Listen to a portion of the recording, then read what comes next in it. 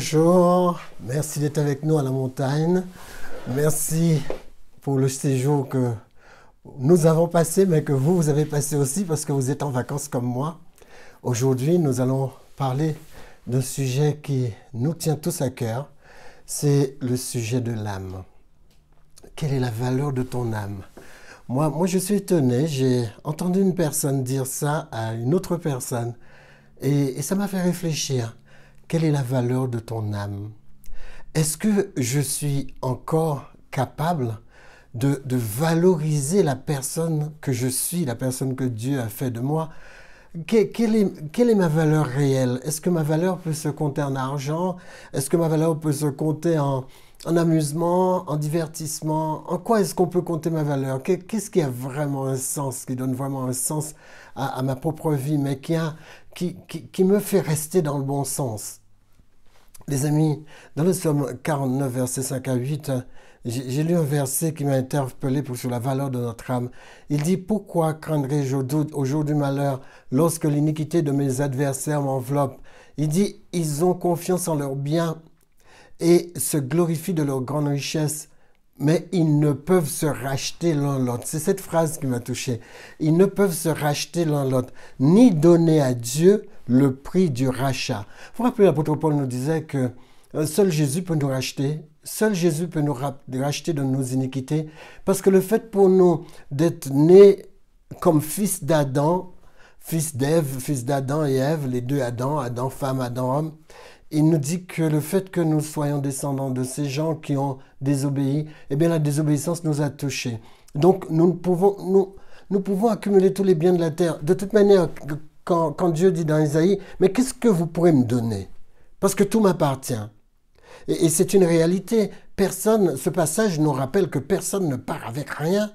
J'ai beau avoir des richesses, je ne peux pas me racheter. Je ne peux pas racheter mon âme est trop chère. Le texte le dit d'ailleurs. Le texte dit, le rachat de leur âme est cher et n'aura jamais lieu.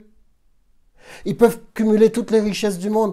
Les richesses du monde sont comme de la boue aux yeux de Dieu. C'est sûr que nous les avons valorisées et nous en avons besoin pour vivre. Nous en avons fait une monnaie d'échange. Mais il est certain que c'est pas notre valeur. C'est pas notre valeur.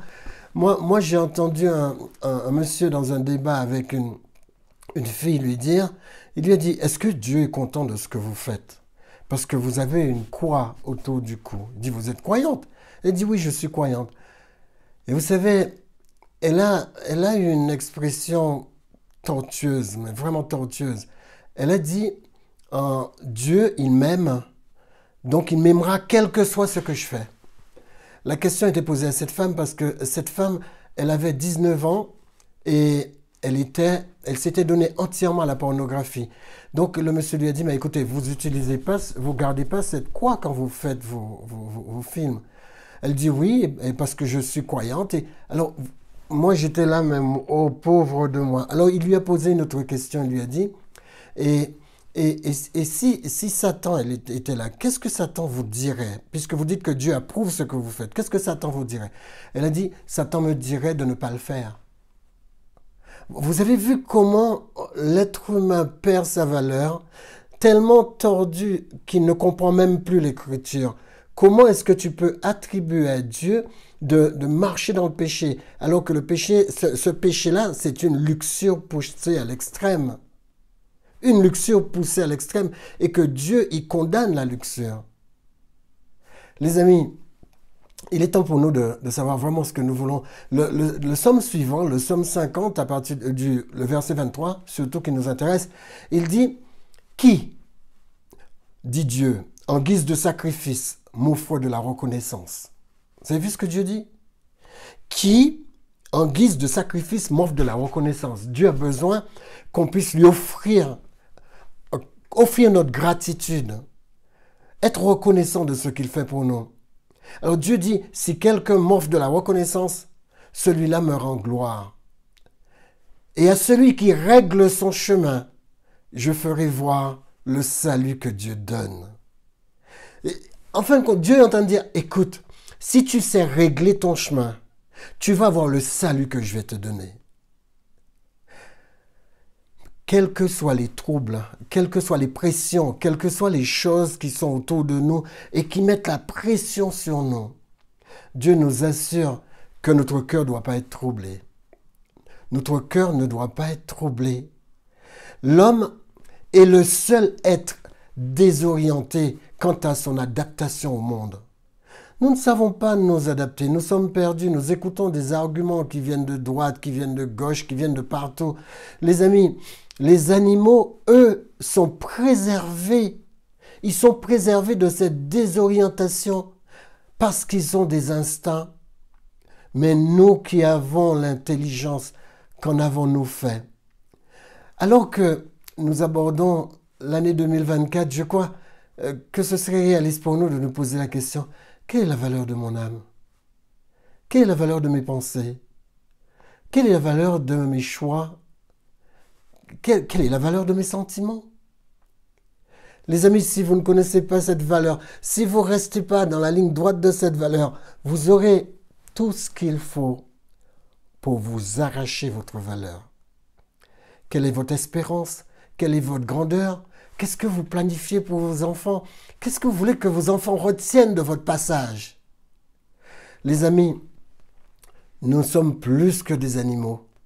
La Bible nous dit en Somme 137, verset 4, « Fais de l'Éternel tes délices. Fais en sorte que l'Éternel soit délicieux pour toi. » Et la Bible dit, si tu fais ça, si tu rends Dieu fier de toi, eh bien, il te donnera ce que ton cœur désire.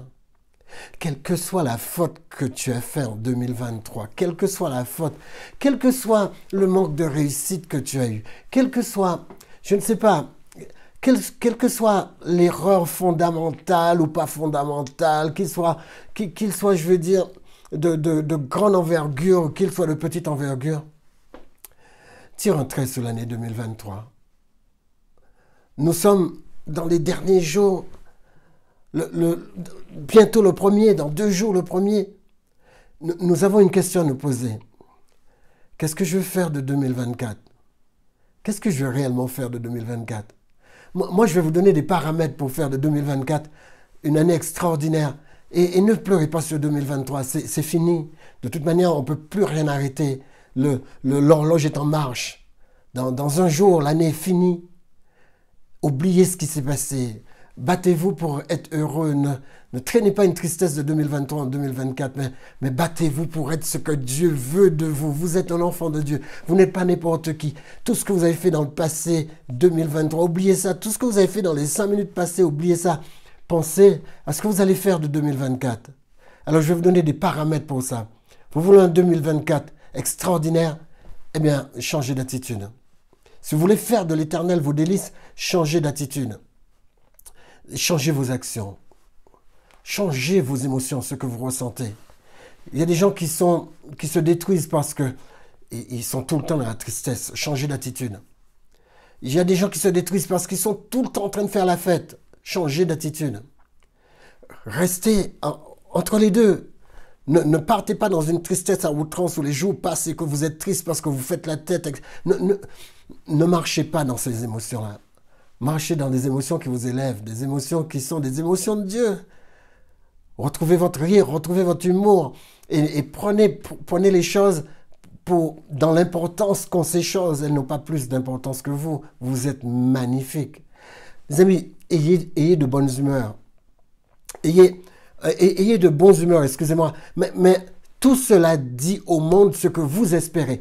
Quand vos actions, vos émotions, vos humeurs disent au monde ce que vous espérez. Le monde connaît vos espérances à travers vos actions, vos émotions et vos humeurs. Si vous êtes tout le temps en colère, qu'est-ce que le monde apprend? Les amis, votre vie ne dépassera jamais votre espérance.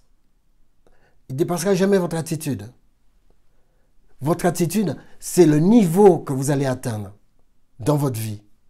Si vous avez une mauvaise attitude, je vous assure, votre vie ne sera pas aussi chère que vous le désiriez. L'attitude, c'est l'aimant de ma vie. Selon mon attitude, cela attire la vie que je veux vivre. Vous voyez pourquoi il faut avoir de bonnes attitudes?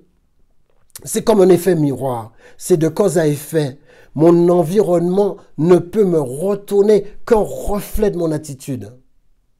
Donc, Comment est-ce que je prends les choses? Une personne peut regarder une couleur et en disant que c'est la mauvaise couleur. Et une autre personne regarde la même couleur et dire non, pour moi, c'est la bonne couleur. Les amis, ce que vous mettez en place, c'est ce que vous avez. Ayez une bonne attitude. Tout ce que Dieu crée est extraordinaire. Ne maudissez pas l'arbre ou le ruisseau. Tout ce que Dieu crée est extraordinaire. À vous de trouver la joie qu'il y a dans chaque chose. Trouvez la joie. Moi, vous savez, là, on est au ski. Hier, j'ai chuté et je sais pas, j'ai dévalé une pente qui faisait plus supérieure à 90%. J'ai voulu tenter la pente et j'ai dévalé la moitié de la pente. J'ai cru que je m'arrêterais jamais. Et quand je me suis arrêté, je me suis remis debout. Je me suis vu à même pas moitié du chemin, de la longueur de la piste. Et elle était encore plus pentue. Mais il a fallu que je prenne mon courage à deux mains, encouragé par mon fils, encouragé par un moniteur qui était là, et puis reprendre mes skis, les remettre, malgré la grande peur qu'inspirait la pente maintenant, vu que j'ai chuté, eh bien, il a fallu skier, descendre la pente. Les amis, quels que soient les obstacles, tirez la partie joyeuse de ces obstacles. Quand vous avez un obstacle, c'est qu'il y a une manière de passer. Donc, trouvez cette manière de passer et vous allez le trouver si vous êtes dans la joie. Si vous faites la tête, vous n'allez pas la trouver. Si j'étais tombé et que je faisais la tête, non. Je me suis dit, cette pente ne peut pas être plus forte que moi. Même si on dit que c'est la plus grande pente de l'Europe et même, je crois, du monde entier. Elle a plus de 90% de pente. C'est-à-dire qu'elle est comme ça. Quand vous êtes là, vous voyez le vide. Les amis, la Bible nous dit que ce qu'un homme a semé, il le récolte toujours. Mon attitude façonne ma vie. Pauvre attitude, pauvre résultat. Noble attitude, noble résultat. C'est comme ça que nous sommes fabriqués. D'ailleurs, dans Proverbe 11, verset 25, il dit « L'âme bienfaisante sera rassasiée ». J'aime beaucoup ce passage. « Celui qui fait du bien sera rassasié ». Faites du bien autour de vous. C'est ni une question d'argent, ni une question de nourriture, ni une question de vêtements, comme dit la Bible. Mais c'est simplement une question d'être soi-même. Ayez une bonne attitude. L'âme bienfaisante sera toujours rassasiée. Et celui qui arrose sera lui-même arrosé. N'arrosez pas des gens avec des choses dont vous ne voudriez pas qu'on puisse vous arroser. C'est la règle d'or. Vous voulez avoir une vie de bonne récolte? Ayez de bonnes attitudes. C'est le premier plan. Ayez de bonnes attitudes. Les amis, c'est l'apôtre Paul qui le dit dans 2 Pierre 1, verset 3 à 7. Lisez ces versets. C'est pas long. Il dit, ayez de la gratitude. Ayez de l'espérance. Ayez de la loyauté.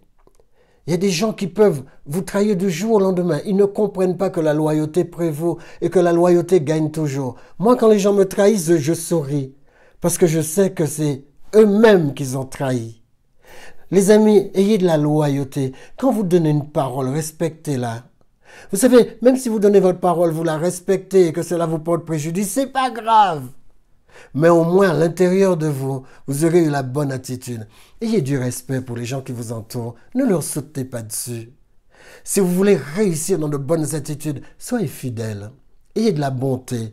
Soyez fidèles envers vos amis. Il y a tellement d'amis qui me disent « Oh, mais écoute, je suis tellement attristé, ça fait 13 ans que j'étais ami avec telle personne et elle m'a appelé pour me dire « Notre amitié s'arrête là ». Soyez fidèles en amitié. Vous ne savez pas ce qui peut se passer demain. Regardez bien ce qui se passe autour de vous. Dans votre environnement, il y a tellement de personnes qui sont seules. Moi j'ai vu une vidéo avec une fille qui disait... Elle disait qu'elle a 33 ans, je crois, 33 ou 35 ans. Elle disait « Je n'ai pas d'amis, je n'ai personne. Je rentre chez moi tous les soirs, je repars au travail tous les matins et j'ai personne à qui parler. J'ai personne à qui téléphoner le soir. » Oh, ça m'a fait tellement de la peine. Cette fille n'a que 35 ans. Où sont ces hommes qui vont prendre ces personnes, les entourer et en faire une mère extraordinaire? Écoute, c'est dommage, on n'a qu'une vie, hein. Les amis, soyez bons les uns envers les autres. Soyez bons envers ceux qui sont déjà chez vous. Cela vous apprendra à être bon envers les personnes que vous rencontrez. L'apôtre Paul dit, ce n'est pas tout. Il dit, tu veux avoir une bonne attitude, sois confiant. Aie confiance dans les gens qui sont autour de toi. J'ai pas dit d'établir ta confiance naïvement. Non, tu dois prendre le temps d'établir ta confiance. Mais pendant que tu établis ta confiance, prête de bonnes intentions aux gens.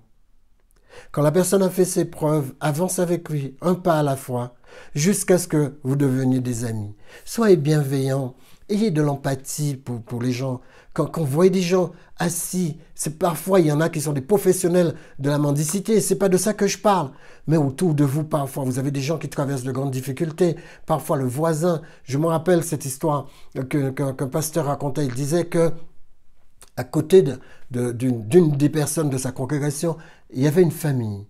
C'était une mère avec un garçon.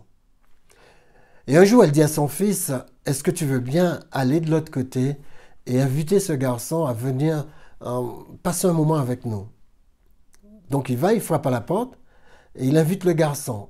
Parce que la mère avait observé que la maman du garçon travaillait de 7h à 18h et quand l'enfant restait toute la journée tout seul.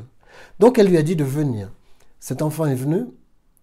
Après, l'enfant lui a dit, mais il a commencé à jouer des cantiques sur son piano. Il lui a dit, mais qu'est-ce que c'est que ces chants? Alors il a écouté les cantiques. Il a dit, moi je veux bien apprendre ces chants. Alors il a appris ces cantiques. Et puis ce garçon a continué à fréquenter son fils. Et un jour il lui dit, mais tu vas où? Tous les week-ends je te vois partir, etc. Il a dit, je vais au temple. Il lui a dit, je peux venir avec toi? Il dit, d'accord, mais je vais t'inviter l'après-midi, parce que l'après-midi, nous faisons de la musique. Donc, il l'a invité à venir l'après-midi, au moment de la chorale, etc. Et cet enfant a demandé, est-ce qu'il peut faire partie de cette chorale? Et comme c'était une église d'une grande ouverture, pas comme toutes les églises, il a dit, vous allez, si vous voulez, vous pouvez faire partie du chœur avec nous. Donc, il a commencé à chanter. Il a commencé à chanter avec eux. Et un jour, il a dit, pourquoi je ne peux pas venir un jour le matin avec vous? Donc, il est venu le matin. Et voilà qu'il était là chaque jour à pouvoir participer avec son ami. Et un jour, sa mère a eu un accident de voiture. Et elle est décédée. Et quand elle est décédée, il est rentré chez lui seul. Et la mère a dit à son fils, va l'inviter à venir à la maison. Et quand le fils est arrivé, il est entré, il a entendu l'enfant qui chantait les chants, vous savez, les chants de la chorale, il était en train de les chanter.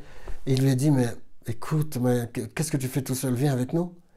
Il lui a dit que, écoute là, non, je suis bien là, je suis en train de chanter les chants de la chorale et ces chants sont en train de me donner du courage. Eh bien, la famille à côté a fait la démarche. Elle a fait la démarche parce qu'il avait 17 ans et ils l'ont adopté. Les amis, tout ça n'aurait pas eu lieu s'ils n'avaient pas fait preuve d'empathie envers cette famille. L'empathie, c'est ce qui nous permet de nous mettre dans les chaussures de l'autre. Je n'ai pas dit de se mettre à la place de l'autre, non, mais de se mettre dans la condition de l'autre, de manière à ce qu'on puisse trouver une solution, la solution la plus adéquate si on y était. L'apôtre Paul parle aussi de courage. Beaucoup de personnes manquent de courage. Ils manquent de courage. Ils ne savent pas se reconditionner, se remettre debout, se reconstruire. Ils ne savent pas faire ça. Et c'est vrai que manquer de courage, c'est quelque chose que la Bible reprend durement. Il dit « Fortifie-toi et prends courage ». Vous pouvez lire ça dans Josué 1, verset 7. Mais il y a encore ce point que l'apôtre Paul souligne. Soyez miséricordieux. La miséricorde, ce n'est pas donner aux gens ce qu'ils méritent, mais surtout donner aux gens ce dont ils ont besoin. Parce que les gens qui sont autour de nous, parfois, ne méritent pas qu'on puisse même arrêter le regard sur eux. Mais ne regardez pas ça, vous êtes un enfant de Dieu. Apprenez à être miséricordieux, donnez-leur ce qu'il leur faut pour se remettre debout. Ne les écrasez pas, pardonnez-leur, restez enthousiastes. Les gens ne se rendent pas compte de l'importance de ce mot. Le mot enthousiasme, c'est entheo, c'est-à-dire avoir Dieu en soi.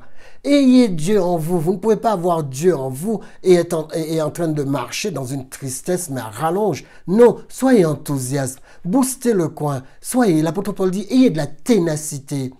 Ayez de la ténacité, c'est-à-dire soyez persistant. Même plus que la ténacité, la persistance. Ne lâchez pas le morceau, ne lâchez rien, ne lâchez rien.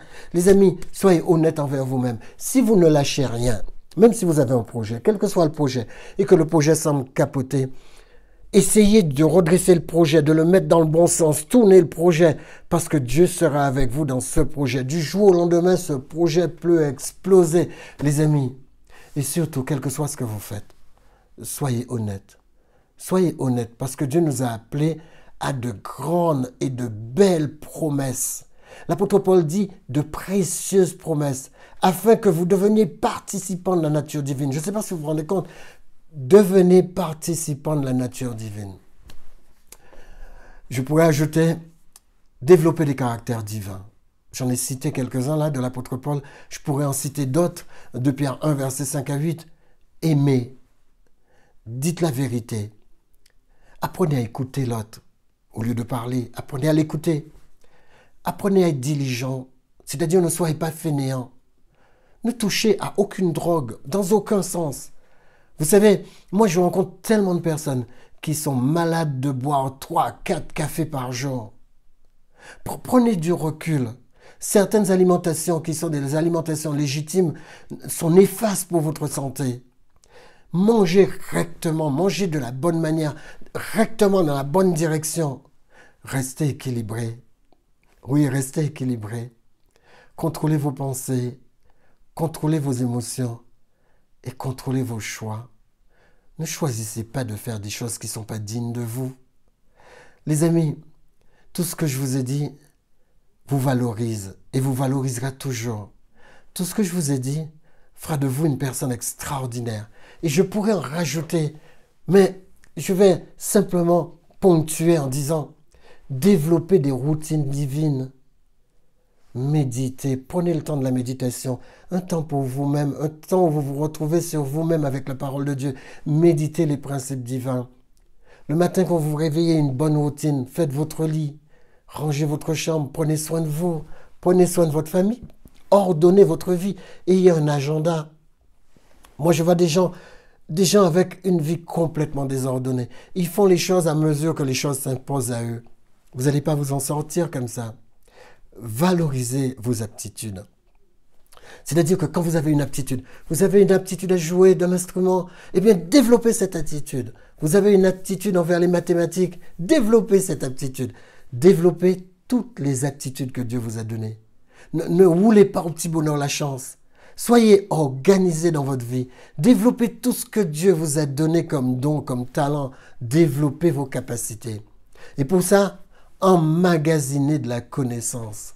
Les personnes qui racontent n'importe quoi comme cette jeune fille en disant que Dieu est d'accord à sa luxure, eh bien, c'est parce qu'elle n'a pas de connaissance. Une personne qui a beaucoup d'argent et qui n'a pas de connaissance, ça n'a aucune valeur. Avoir 1 million, 2 millions d'euros et n'avoir aucune valeur, cela vous dévalorise, cela vous discrédite. Ayez au moins de la connaissance. Moi, j'ai entendu un homme dire, personne n'hérite d'1 million d'euros. Personne. Il faut travailler avec intelligence pour y accéder. Travailler avec intelligence. Travailler avec intelligence, ça veut dire, il faut investir avec intelligence. Investissez en vous. Donnez-vous de la valeur. La connaissance se paye. Investissez, comprenez les choses. Quand j'ai appris l'hébreu, il a fallu que je paye pour l'apprendre. Tout ce que j'ai appris, il a fallu que je paye pour l'apprendre. J'ai travaillé dur pour payer, pour apprendre l'hébreu, pour apprendre le grec, pour apprendre à comprendre la Bible. J'ai travaillé dur. Mais cela m'a rapporté 1000 fois plus, sinon 100 000 fois plus que ce que j'ai payé. Les amis, j'oublie même combien j'ai payé pendant 4-5 ans. Mais je sais qu'aujourd'hui, les fruits sont là, les fruits germent, vous les ensemencez, les fruits donnent, ils produisent. Donc, apprenez à produire des choses, produisez quelque chose d'intéressant et surtout, quand vous produisez quelque chose, allez jusqu'au bout. Avancez vers des projets de plus en plus ambitieux. Vous êtes un enfant de Dieu. J'aime bien reprendre ce proverbe indien américain. Ce proverbe dit, il y a 2 loups qui se battent en nous. Le premier, c'est le mal. Le deuxième, c'est le bien. Qui de ces 2 loups qui sont à l'intérieur de vous gagnera? Celui que vous nourrissez. Les amis, méditez les principes de Dieu, valorisez-les, transmettez-les à vos enfants, vivez-les jusqu'au bout. Même si parfois vous avez l'impression de perdre parce que vous n'avez pas menti. Non, alors ne mentez pas, perdez. Parce que ce que vous perdez, vous allez le réaliser en multiples. Dieu tient toujours ses promesses. Et sachez que Dieu a de précieuses promesses emmagasinées pour vous. Alors, faites-lui confiance. Nourrissez-vous de ses promesses. Ce que vous initialisez, c'est ce qui fructifiera. Démarrez de la gentillesse. Démarrez ce que vous voulez de bien et vous en aurez les fruits. Car les fruits des bonnes choses, c'est la vie. Rien ne démarre si vous ne commencez pas. Alors, une fois que cette vidéo sera terminée, présentez-vous devant Dieu. Dites à Dieu, Seigneur, j'ai envie de démarrer quelque chose d'extraordinaire pour 2024. Viens avec moi. Donne-moi d'avoir de la ténacité, de la persistance. Donne-moi de pouvoir trouver mon projet en rapport avec mes capacités, les dons que tu m'as donnés. Et une fois que vous aurez trouvé cela, c'est ça votre richesse. Vous allez le vivre. Vous allez être créatif. Vous allez construire. Produisez. Produisez. Rien ne démarrera si vous ne commencez pas. Alors commencez à produire. Pour moi, la chance n'existe pas. Si vous voulez garder le mot chance, eh bien moi, voilà ce que j'appelle la chance. La chance, c'est quand vous vous êtes préparé. Vous avez une bonne préparation et que vous rencontrez une opportunité. Si vous avez une bonne préparation, sûrement vous allez rencontrer une bonne opportunité. Et quand vous prenez cette opportunité avec la préparation que vous avez, les amis, c'est le succès assuré. Il y a toujours des opportunités, il y aura toujours des opportunités. Et vous vous rendez compte que vous n'êtes pas prêt, laissez passer cette opportunité. Mais ne laissez pas passer toutes les opportunités, préparez-vous, débrouillez-vous pour vous préparer pour la prochaine opportunité. Sautez sous cette opportunité, car rien ne se fait si vous n'avez pas une espérance dans cette chose. Si vous ne mettez pas votre espérance dans la chose qui va se réaliser, rien ne se fera. Celui qui espère se prépare. Préparez-vous. Ayez une bonne attitude et préparez, développez vos capacités, valorisez-vous. Tout ce que je possède ou posséderai, je dois savoir que ça vient des autres. C'est la raison pour laquelle tout ce que je le fais pour interagir avec les autres. Cela doit être mon attitude. Faites tout pour interagir avec les autres. Parce que tout ce que vous possédez vient des autres. Les amis, si vous prenez quelque chose, vous le mettez en vente, c'est les autres qui doivent l'acheter. Les amis, même quand vous dites, je vais créer quelque chose par rapport à la santé, mais si les autres ne sont pas malades, votre truc de santé, il tombe à l'eau. D'accord? Alors, la vie, certaines personnes disent que la vie ne vaut pas le coup.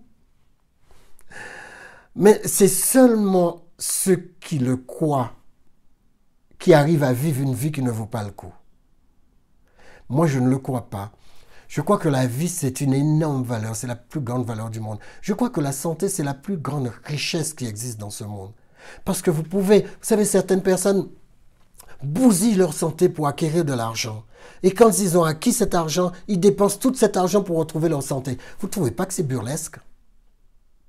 C'est la raison pour laquelle je dis toujours, investis en toi. Ne mange pas n'importe quoi.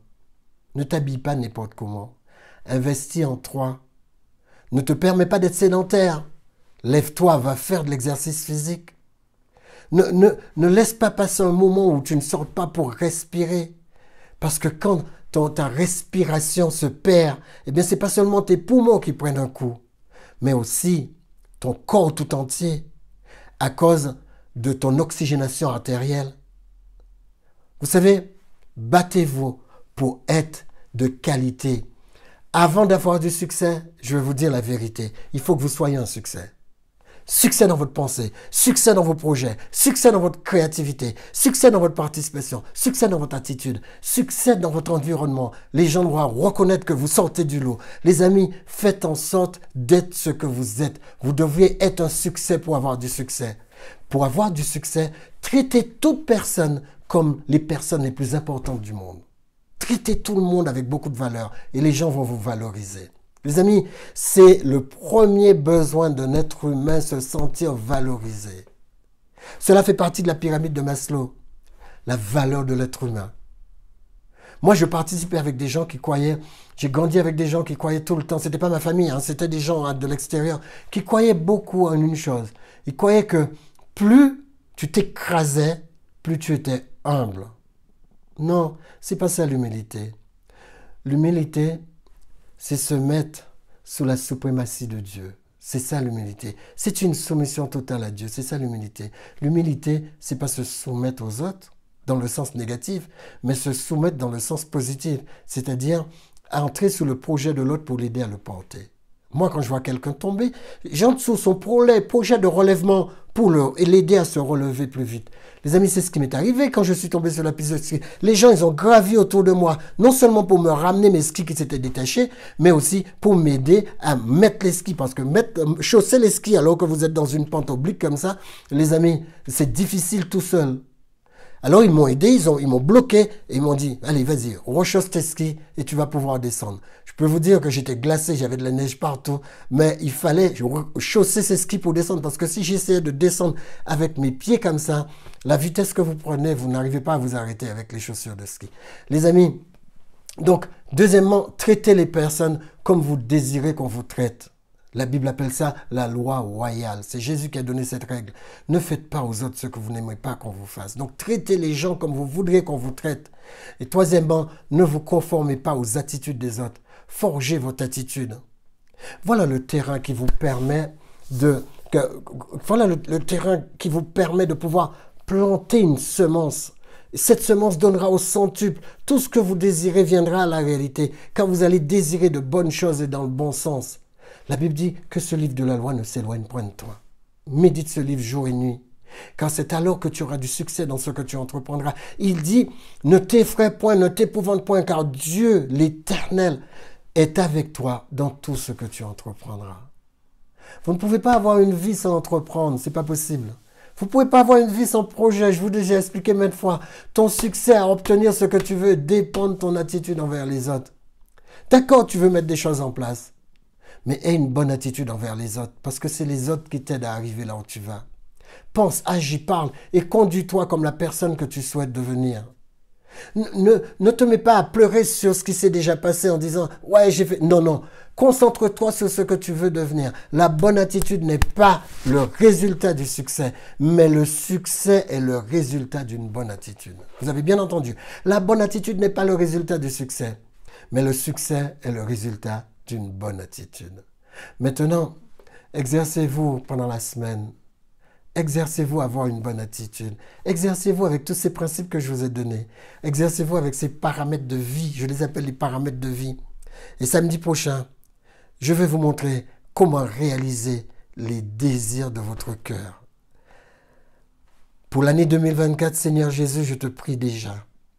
Je te prie de toucher le cœur de tous ceux, de toutes celles, de tous ces enfants autour de nous qui écoutent ces vidéos et qui veulent le mettre en pratique afin de vivre de ta parole. Merci de les accompagner. Merci de les entourer de ta présence et que cette année soit une année extraordinaire pour eux.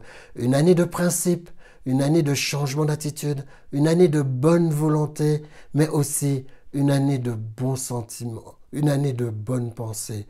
Que ta grandeur se voie dans tout ce que nous faisons et élève-nous, car tu nous as dit que si nous avons une bonne attitude et que nous avons développé nos aptitudes, nous allons prendre de l'altitude. Que ta bénédiction soit sur l'altitude de chacune des personnes qui écoutent. Au nom de Jésus, pour ta gloire. Amen. Que le Seigneur soit avec vous. À bientôt. Je vous laisse avec la montagne et passe un bon moment en cette journée de Shabbat. Que Dieu vous bénisse. Allez, savourez cette belle montagne et vraiment, vraiment, ça va être extraordinaire les journées de ski qui arrivent. Au revoir et à bientôt.